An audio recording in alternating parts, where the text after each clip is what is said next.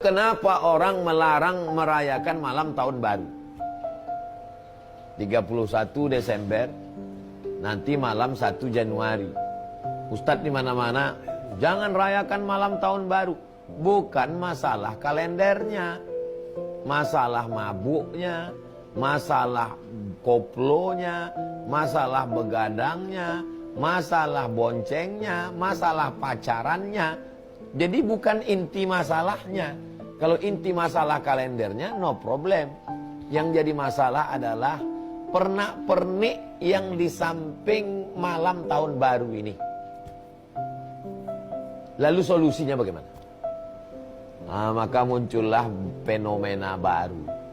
Di malam tahun baru, di TV dari dulu. Dulu saya diajak TV One untuk zikir. Seingat saya pertama kali dulu di Langsa itu, lupa tahun berapa. Saya, Kang Abik, lalu kemudian beberapa artis datang ke Langsa Aceh. Jadi 3 waktu itu.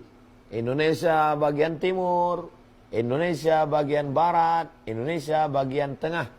Diadakan zikir.